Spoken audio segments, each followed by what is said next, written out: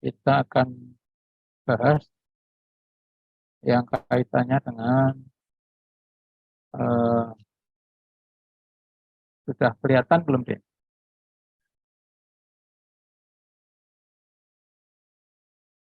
Sudah muncul belum? Sudah muncul, Pak. Ya. Jadi hari ini kita akan membahas tentang bagaimana aturan-aturan yang harus kita ikuti pada saat kita praktek berarsitektur ya. Karena kalau nanti kita terjun ke lapangan, Anda terjun ke lapangan itu banyak aturan-aturan yang kemudian harus kita ikuti pada saat kita mengerjakan satu pekerjaan arsitektur ya.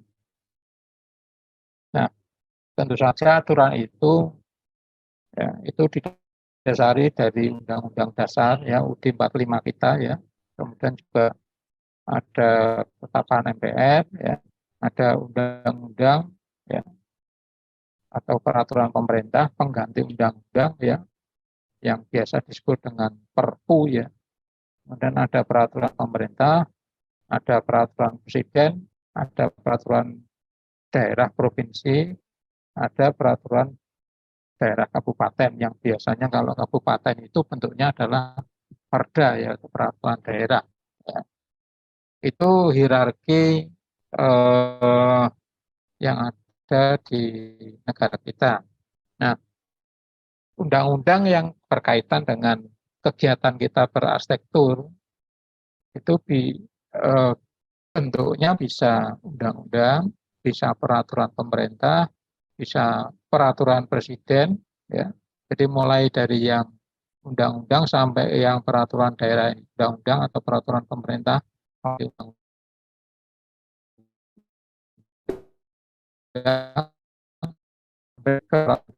bentuknya bisa salah satu dari yang saya sebutkan tadi atau bisa juga salah duanya.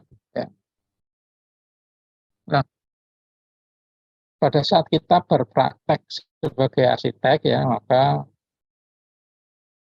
yang kita lakukan tentu saja adalah pada saat kita berpraktek kita harus menghasilkan hasil karya arsitektur ya, di mana karya arsitek itu bentuknya bisa perencanaan, bisa perancangan, bisa pengawasan dan atau pengkajian ya untuk bangunan gedung dan lingkungan. Ya. Dan biasanya kadang-kadang ada juga yang terkait dengan kawasan. Ya. Jadi hasil karya kita bisa dalam bentuk perencanaan, perancangan, pengawasan, kajian bangunan gedung dan lingkungan. Ya, kadang-kadang ada yang bersentuhan dengan kawasan dan kota. Ya. Arsitektur, ya, kita sedikit mengulang apa itu arsitektur ya. Arsitektur adalah wujud hasil penerapan ilmu pengetahuan, teknologi, dan seni secara utuh dalam mengubah ruang dan lingkungan binaan sebagai bagian dari kebudayaan dan peradaban manusia yang memenuhi kaidah fungsi, kaidah konstruksi, dan kaidah estetika, serta mencakup faktor keselamatan, keamanan, kesehatan, kenyamanan, dan kemudahan. Ya. Jadi banyak hal yang harus kita akomodir ya pada saat kita berkarya sebagai seorang arsitek ya. Bisa mengubah ruang, lingkungan ya.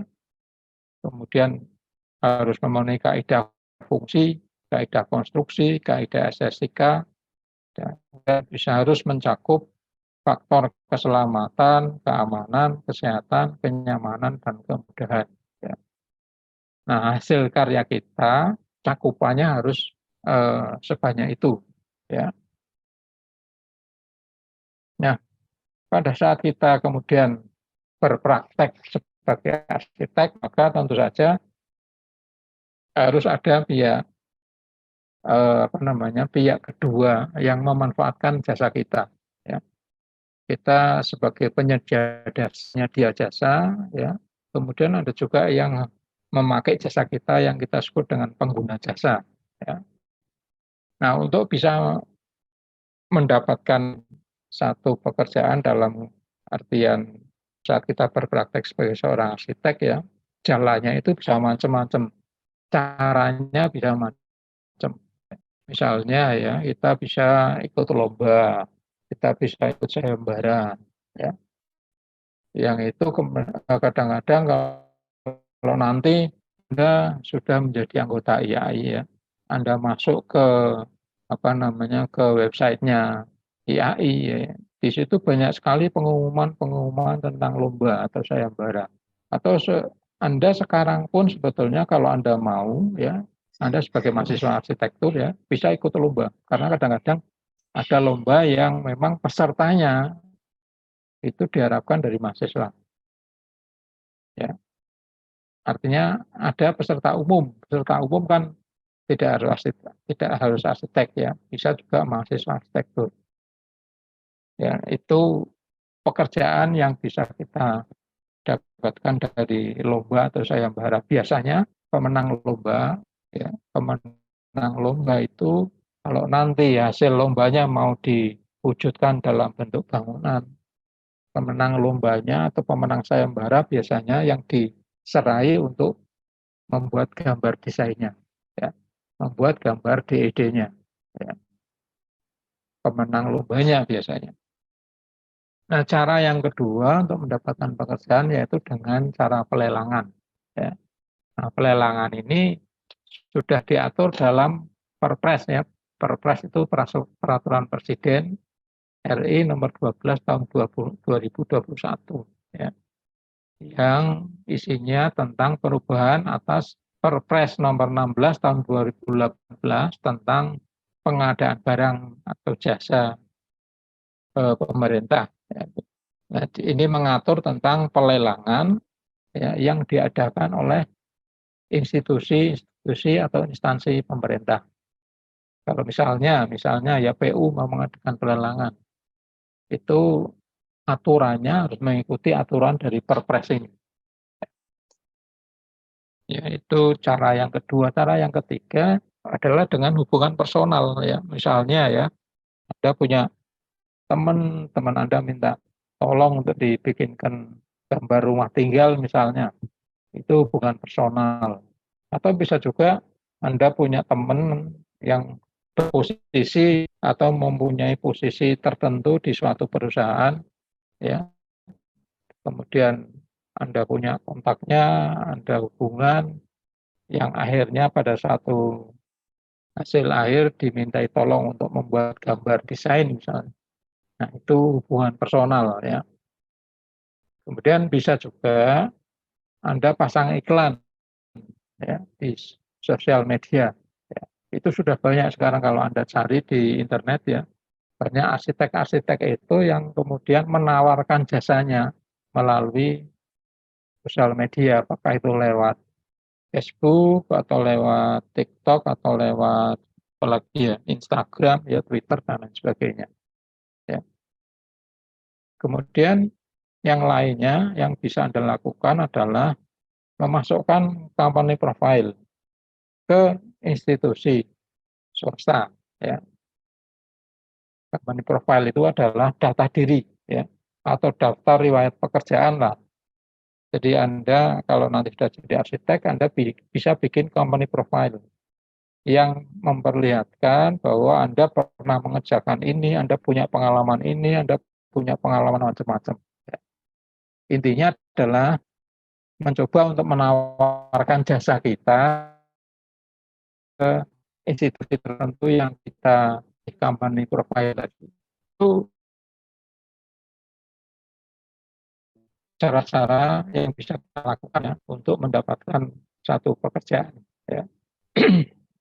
Nah, kemudian kalau pekerjaannya nanti sudah terpegang, ya, proses berikutnya adalah, ya, Anda akan mengikuti langkah-langkah ini. Nah, yang saya tunjukkan di sini itu biasanya itu satu pekerjaan yang ada di institusi pemerintah atau instansi pemerintah. Ya. Meskipun kadang-kadang di perusahaan swasta atau instansi swasta ada juga yang kemudian mengikuti langkah-langkah ini. Ya. Misalnya ya, kalau kita lihat dari gambar yang tercantum ini ya, itu ada kalau kita sudah dapat pekerjaan ya, atau sebelum pekerjaan itu didapat biasanya langkah-langkah yang harus kita lakukan atau proses atau langkah tahapan yang dilakukan pada saat memulai suatu proyek bangunan ya, biasanya diawali dulu dengan konsep feasibility study. Jadi ada pekerjaan yang namanya feasibility study, studi kelayaan. Biasanya studi kelayaan, pekerjaan studi kelayaan ini juga bisa ditawarkan tersendiri. Jadi ada lelangnya sendiri.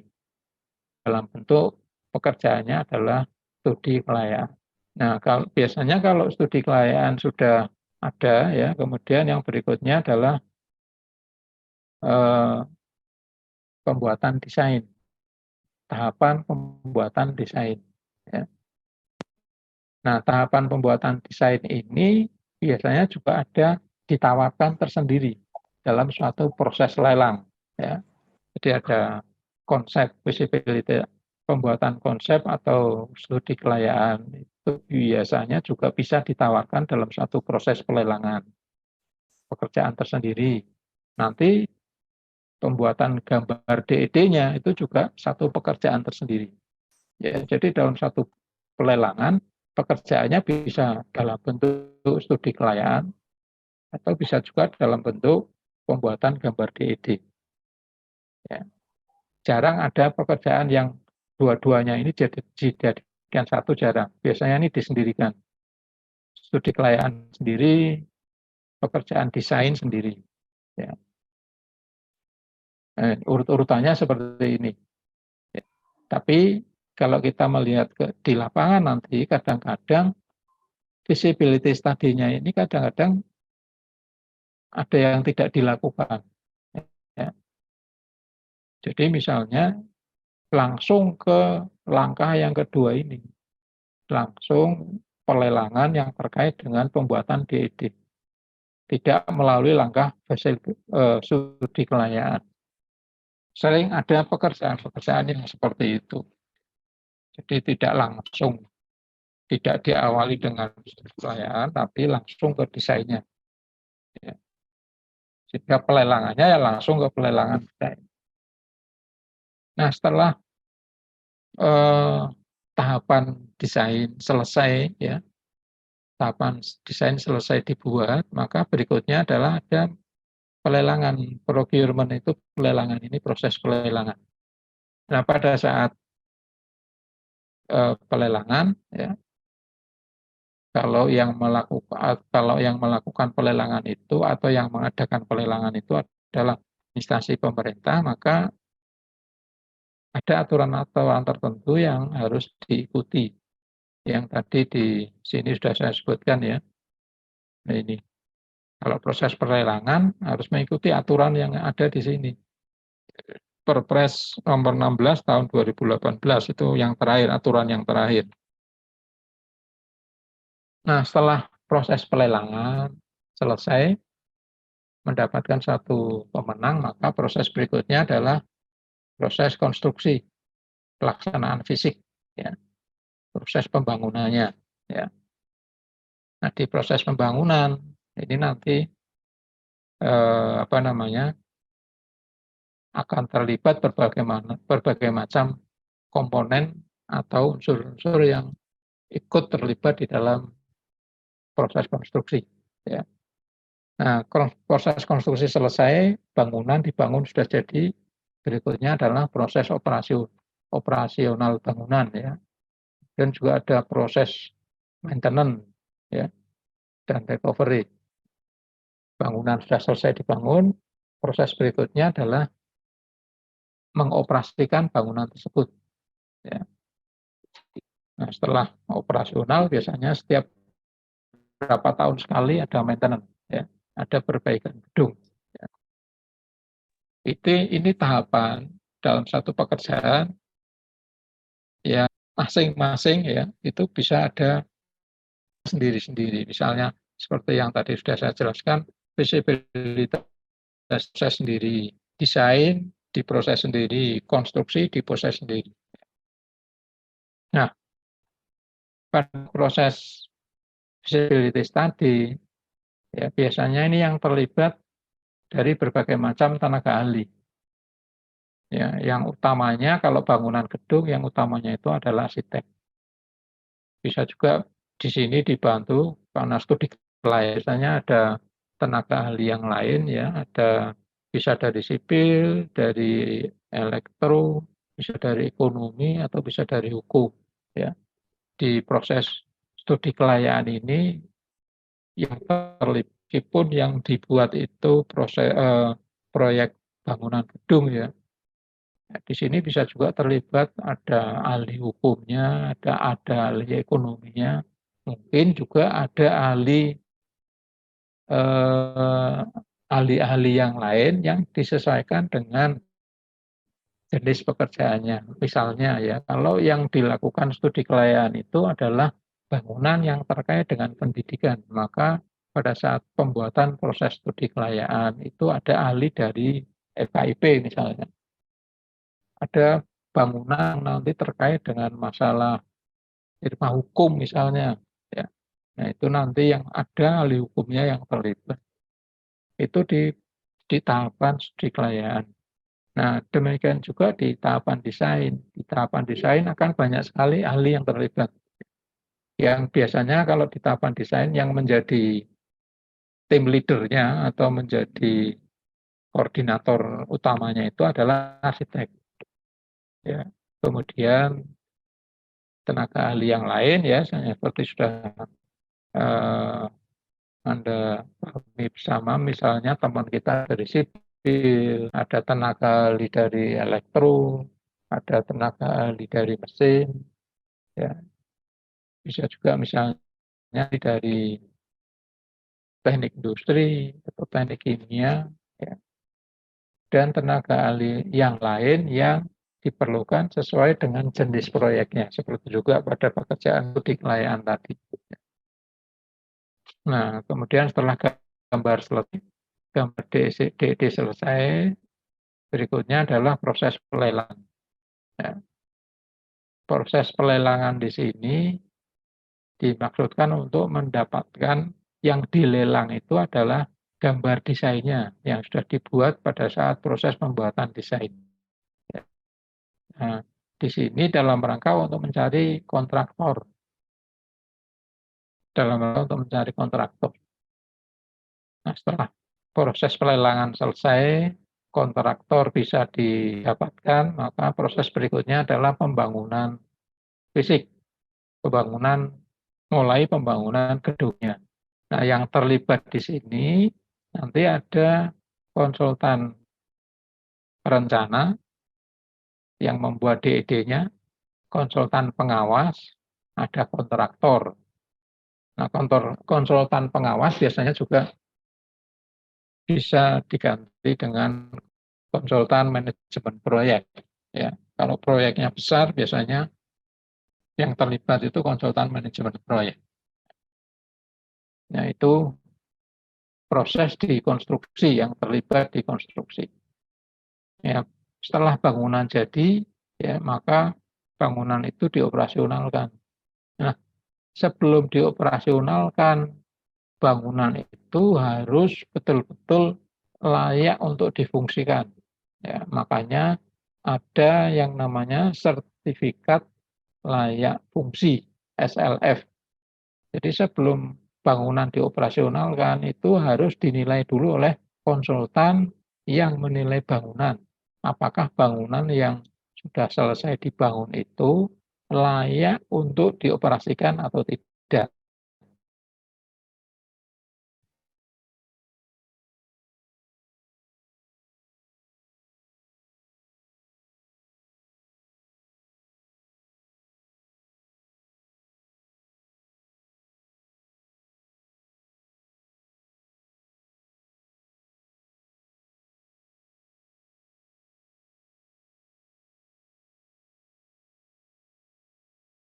itu ininya, ya, keselamatan, ya,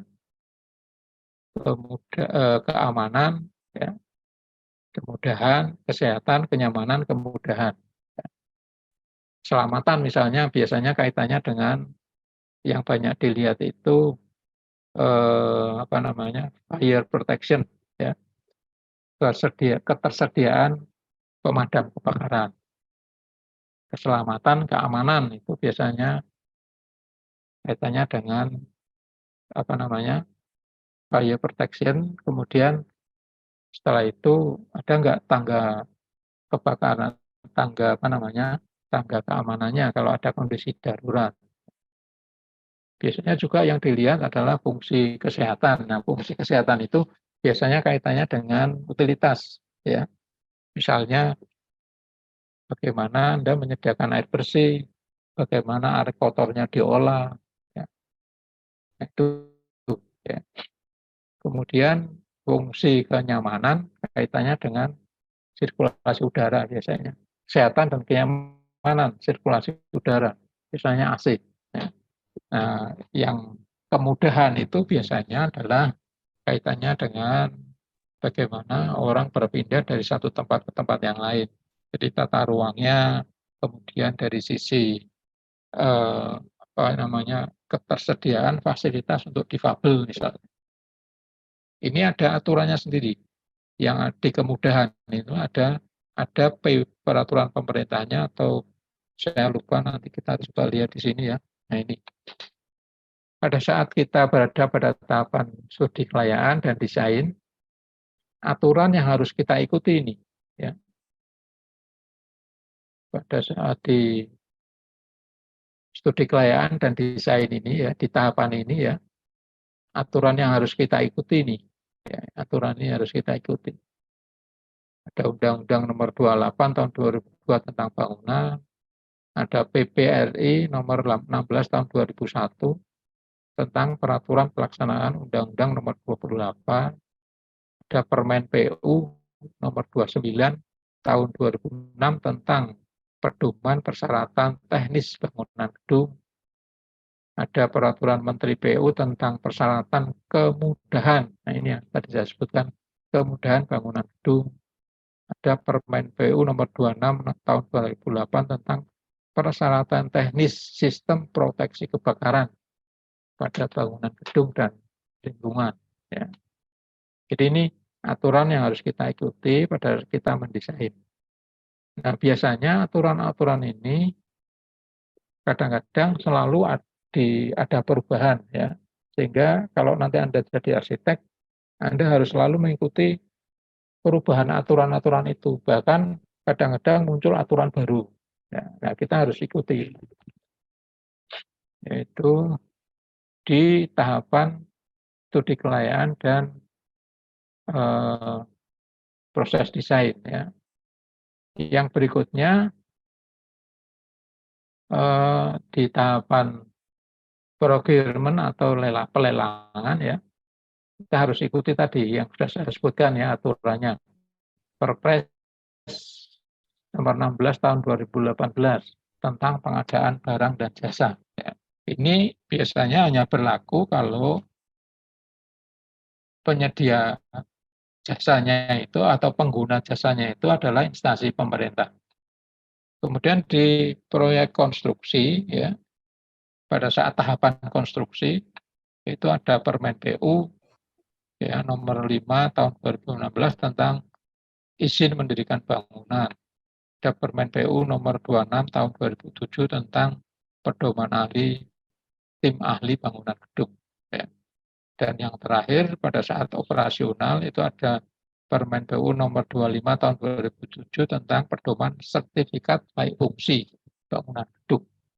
Nah, jadi ini aturan-aturan yang harus Anda pahami nanti kalau Anda terjun sebagai arsitek.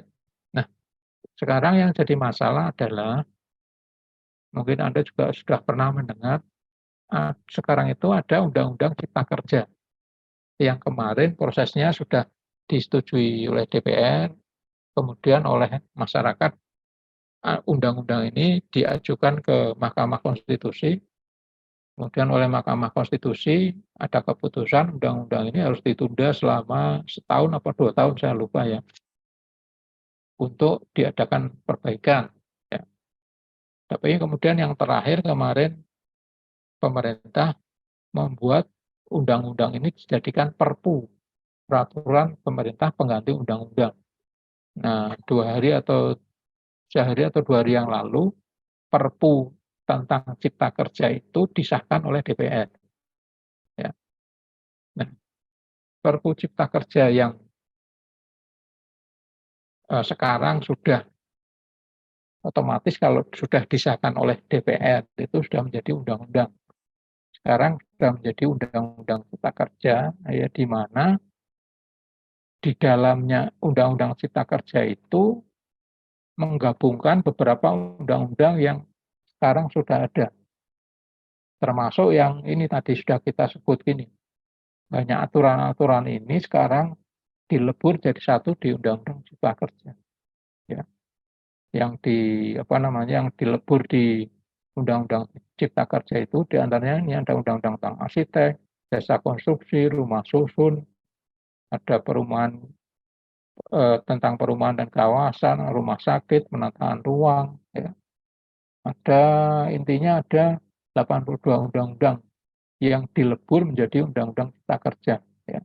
Jadi ada 82 undang-undang ini yang dilebur menjadi undang-undang cipta kerja. Saya sendiri belum mencermati apa isinya undang-undang cipta kerja. Silakan nanti Anda cermati ya isinya ya. Apa saja yang diatur di dalam undang-undang cipta kerja. Salah satu contoh yang dirubah di dalam undang-undang cipta kerja itu adalah di dalam, sebentar, saya tunjukkan ya.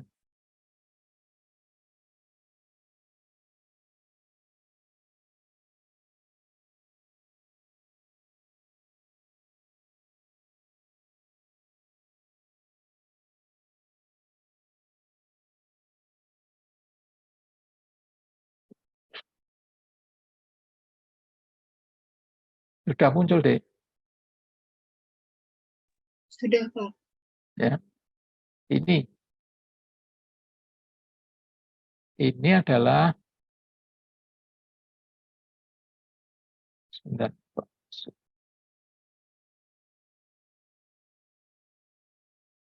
nah ini adalah peraturan pemerintah pengganti undang-undang yang tadi disebut Perpu tadi. Nomor 2 tahun 2002 baru tahun kemarin tentang cipta kerja. Ya. Nah, Perpu ini sehari atau 2 hari yang lalu sudah disahkan oleh DPR menjadi undang-undang. Ya, otomatis kalau menjadi undang-undang itu harus diikuti oleh masyarakat. Kita belum tahu prosesnya ke depan seperti apa, apakah undang-undang ini nanti oleh masyarakat akan diajukan juga ke Mahkamah Konstitusi.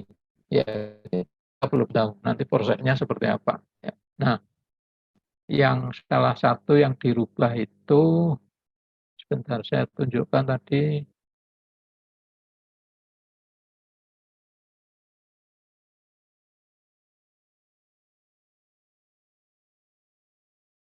Saya cari dulu ya sebentar.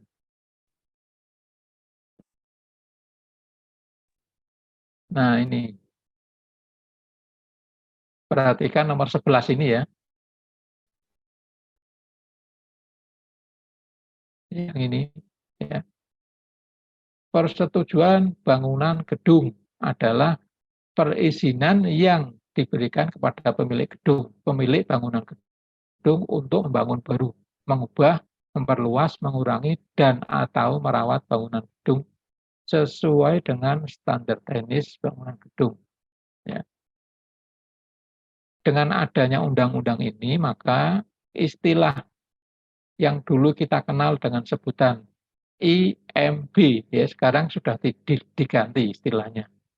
Sekarang diganti dengan PBG, Persetujuan Bangunan Gedung. Ya.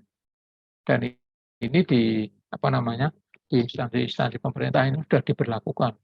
Jadi sebutannya tidak lagi IMB, tapi sebutannya adalah Persetujuan Bangunan Gedung. intinya sebetulnya hampir sama seperti EMB. Itu salah satu contoh yang di dalam Undang-Undang Cipta Kerja itu perubahan-perubahan yang dilakukan. Nah, tentu saja kita nanti harus mencermati itu. Ya. Kalau nanti Anda sebagai arsitek, Anda harus mencermati itu. Ya. Jadi ada 82 undang-undang yang dilebur menjadi Undang-Undang Cipta Kerja. Di dalam 82 undang-undang itu ada undang-undang yang terkait dengan bangunan. Ya. Oleh karena itu kita harus mencermati. Ya. Nah, sebelum kita mencermati Undang-Undang Cipta Kerja, salah satu yang dilebur itu adalah Undang-Undang tentang arsitek ini. Undang-Undang Nomor 6 Tahun 2017 tentang arsitek. Ini payung hukum kita kalau ingin berprofesi sebagai arsitek. Nah, di dalam Undang-Undang Arsitek itu manfaatnya yang pertama adalah memberikan jaminan kepada masyarakat pengguna jasa terhadap layanan jasa arsitek yang profesional dan beretika. Ya. Kemudian yang ingin saya jelaskan yang nomor 4 ini, pengakuan terhadap arsitek secara tidak langsung juga melindungi dan mengembangkan kebudayaan Indonesia. Pengakuan terhadap arsitek ya, karena dulu atau mungkin sekarang masih juga orang awam itu punya pandangan bahwa arsitek itu jasanya bisa dibeli dengan jasa yang murah. Nah, sebelum ada undang-undang ini, dulu sebetulnya sudah ada IAI ya. IAI sudah membuat satu standar arsitek dengan pengalaman sekian tahun itu besarnya uang jasanya itu sekian rupiah. Itu sudah ada dulu IAI yang bikin. Tapi kalau hanya IAI saja yang bikin itu eh, kekuatan secara hukumnya itu menjadi tidak kuat lah. Nah, sekarang dengan adanya undang-undang tentang arsitek, maka arsitek diakui ya dari sisi profesinya. Otomatis kalau diakui secara hukum, maka dari sisi jasanya ya, dari sisi uang jasanya itu harusnya juga mengikuti ya. Yaitu manfaat dari undang-undang arsitek. Nah, ini isinya undang-undang arsitek itu ada 11 bab ya. Ada 11 bab. Nah, nanti silakan Anda cermati ya dari 11 bab ini. Nah, ini saya hanya ingin menjelaskan beberapa saja yang kaitannya dengan layanan praktek arsitek. Lingkup layanan arsitek itu ada di pasal 4 Undang-Undang Arsitek tadi ya. Lingkup layanan ada 2, ada layanan utama, ada layanan bersama profesi lain. Layanan utama ini ada di pasal 4 ayat 1 dan 2 ya, bentuknya adalah ini ya. Jadi kalau nanti ada pekerjaan yang kaitannya dengan ini, Anda bisa ikut meraih pekerjaan yang kaitannya dengan poin-poin ini.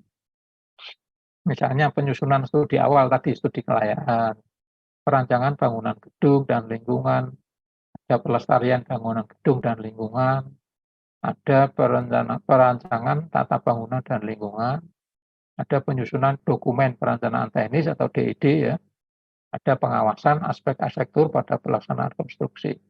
Jadi ini 6 wilayah kerja dari arsitek. Ya. Kemudian kalau yang di pasal 4 ayat 3 dan 4 isinya adalah layanan bersama profesi lain, misalnya perencanaan kota dan tata guna lahan. Itu sebetulnya itu wilayahnya lulusan dari prodi kawasan ya, perencanaan wilayah ya. Kan sekarang ada prodi perencanaan wilayah. Nah, yang perencanaan kota dan tata guna lahan itu harusnya menjadi ranahnya S1 perencanaan wilayah kota biasanya. Kemudian manajemen proyek dan manajemen konstruksi ya. Ini kadang-kadang juga masuk ke ranahnya sipil ini, yang 2 ini. Nah, kemudian pendampingan masyarakat itu bisa di dalam pendampingan masyarakat itu yang terkait bisa banyak sekali tenaga ahli, ya. Bisa dari hukum, ekonomi, dari dari kedokteran, dari pendidikan masyarakat tentang kesehatan, ya. Itu di proses pendampingan masyarakat. Kemudian yang lain di konstruksi-konstruksi lain misalnya di pembuatan patung, jembatan, arsitek bisa masuk di situ. Itu yang kaitannya dengan layanan arsitektur. Nah, di dalam Undang-Undang Arsitek tadi sudah diatur hak arsitek, hak dan kewajiban arsitek. Haknya ada 5 ini, ya, ada 5 haknya. Kewajibannya juga ada 1, 2, 3, 4, 5, 6. Ya. Oh, ternyata kewajiban arsitek itu banyak sampai KL, ya, sampai L. Nanti silakan Anda cermati satu-satu, ya. Yang ingin saya garis bawahi adalah yang saya beri warna merah itu melaksanakan praktek arsitek sesuai dengan keahlian kode etik profesi arsitek. Kemudian sesuai dengan kualifikasi yang dimiliki dan standar kinerja arsitek. Ya. Jadi kalau kita ingin mendapatkan pekerjaan, ya mestinya pekerjaan yang sesuai dengan kualifikasi kita sebagai seorang arsitek. Karena kadang-kadang seorang arsitek pun, ya, kadang-kadang ada kualifikasinya lagi yang khusus, ya. Secara umum kalau kita bicara tentang arsitek itu kan kualifikasinya ada di perancangan bangunan, arsitek, ya. Tapi ada juga arsitek yang lebih kualifikasinya lebih dikhususkan lagi. Misalnya ada arsitek yang mengkhususkan diri di rumah sakit, di perancangan bangunan rumah sakit. Ada arsitek yang mengkhususkan diri di perancangan bangunan tinggi misalnya. Ada arsitek yang mengkhususkan dirinya di perancangan kawasan wisata, misalnya bangunan wisata. Ya, jadi Anda bisa saja kemudian lebih mendetailkan kualifikasinya. Sehingga kalau ada proyek tentang rumah sakit, misalnya Anda ahli di bangunan rumah sakit, ya, Anda pasti akan dicari. Itu yang kaitannya dengan kualifikasi. Kemudian yang ingin saya detailkan lagi, yang di C huruf C ini, melaksanakan profesinya tanpa membedakan suku, agama, ras, gender, golongan, latar belakang sosial, politik, dan budaya. Ini sesuai dengan kaidah profesionalisme kemarin, ya, yang terkait dengan tidak membedakan suku, agama, ras, dan gender. Kemudian yang lainnya yang ingin saya tekankan di sini adalah memberikan layanan praktek arsitek terkait kepentingan sosial tanpa dipungut biaya. Jadi kalau Anda hidup di masyarakat dimintai tolong untuk mendesain masjid untuk masyarakat itu, ya tidak usah pasang harga lah, kan untuk kepentingan masyarakat. Dan yang berikutnya melaksanakan kebijakan sesuai dengan ketentuan peraturan perundang-undangan. Nah, ini yang tadi sudah kita bahas di atas, ya. Pada saat kita melakukan kegiatan, kita sebetulnya sudah diikat dengan aturan-aturan yang dikeluarkan oleh pemerintah. Nah, kemudian di dalam Undang-Undang Arsitek juga ada hak pengguna jasa arsitek, ya. Ada beberapa ini yang ingin saya tekankan adalah pengguna jasa itu bisa memperoleh perlindungan hukum atas jasa dan hasil praktek arsitek, ya. Contohnya misalnya kalau Anda mendapatkan pekerjaan, kemudian nanti di dalam satu prosesnya kebetulan ada masalah, misalnya ada masalah hukum ya. Nah, dengan adanya undang-undang ini, pengguna jasa itu dilindungi oleh hukum ya, dengan adanya undang-undang arsitek ini. Ya, kemudian yang lainnya adalah menolak hasil praktek arsitek yang tidak sesuai dengan perjanjian kerja. Jadi pengguna jasa bisa menolak hasil gambar kita kalau tidak sesuai dengan kontrak yang sudah disepakati. Jadi pengguna jasa bisa menolak kalau tidak sesuai dengan kontrak, gitu ya. Nah, sebaliknya pengguna jasa juga punya kewajiban. Kewajibannya apa? Ya, kewajibannya adalah ada 3 ini ya, yang ingin saya tekankan adalah memberikan imbalan jasa sesuai dengan perjanjian kerja. Ya, jadi sebelum Anda mulai kerja, saya sarankan lebih baik Anda harus bikin kontrak ya. Meskipun kontraknya hanya dalam bentuk 1 lembar atau 2 lembar, tapi ada perjanjian tertulisnya yang di dalamnya terkait dengan imbalan jasa. Ya. Nah, kalau sudah ada perjanjian kerja, ini harus diikuti kewajiban pengguna jasa untuk memberikan imbalan jasa kepada arsitek.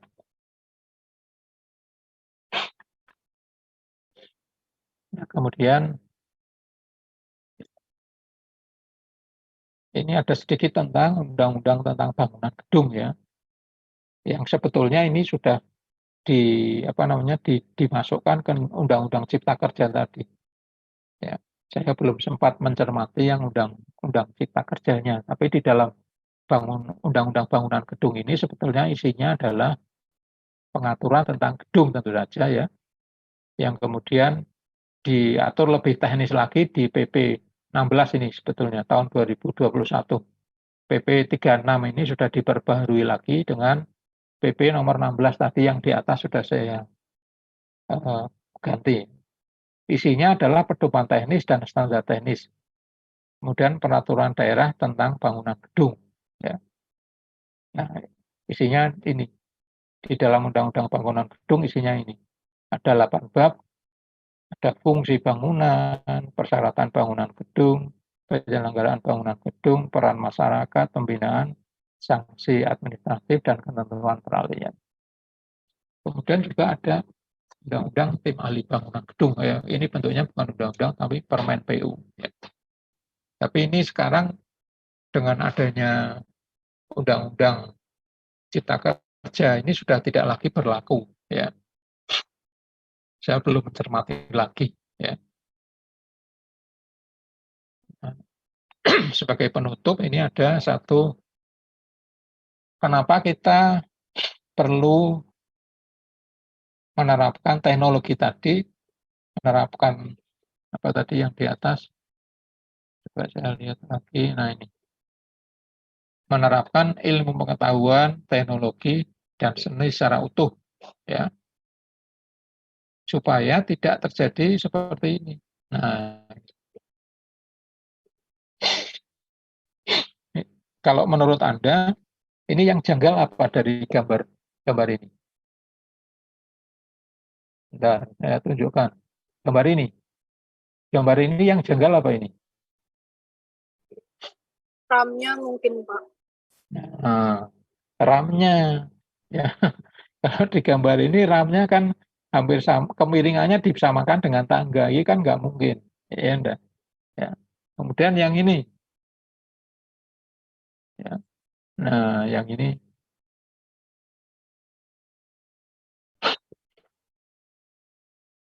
Paturnya tidak ada space. Kan nggak ada tempat untuk kakinya tuh ini. Tempat untuk kakinya nggak ada. Nah, ini mestinya yang merancang bukan arsitek ini. Ya. Nah, supaya ini tidak terjadi ya, maka apa namanya, Anda perlu menerapkan tadi ya.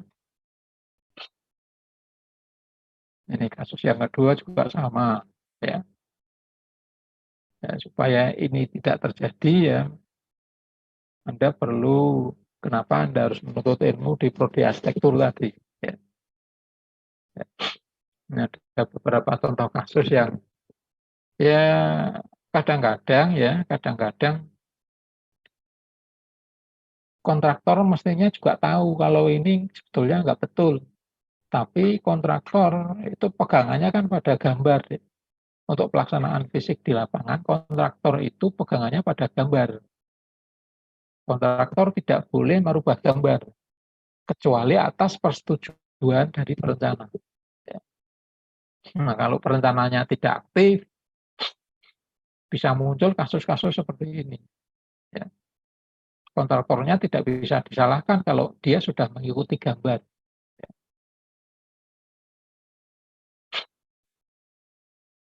Nah, mestinya kasus-kasus seperti ini harusnya tidak terjadi lah kalau Anda sudah belajar di arsitektur. Itu ya. Ya, saya kira itu yang bisa saya sampaikan untuk pertemuan kita kali ini. Silakan kalau ada yang perlu didiskusikan. Ya.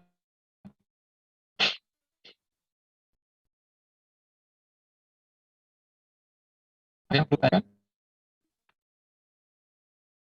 perlu didiskusikan, silakan. Atau cukup?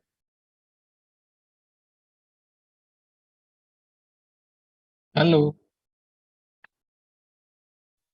Ada yang perlu ditanyakan? Mungkin cukup, Pak. Cukup ya. Mungkin cukup, Pak. Kalau tidak ada yang perlu didiskusikan, yang terakhir silakan nanti absennya ya, Dik ya. Saya minta absennya. Ya, bikin sendiri. Mohon maaf, Pak. Dikirimkan ke Untuk saya. absennya nggak waktu offline aja, Pak. Ini lanjut belum bikin key form soalnya. Oh ya, boleh. Ya. Untuk minggu depannya offline atau online, Pak? Nanti saya kasih di grup WA ya. Oh ya. Kalau di pertanyaan untuk kuliah ini saya tutup sekian dulu. Bila itu hidayah. Wassalamualaikum warahmatullahi wabarakatuh. Terima kasih, Pak. Terima kasih, Pak.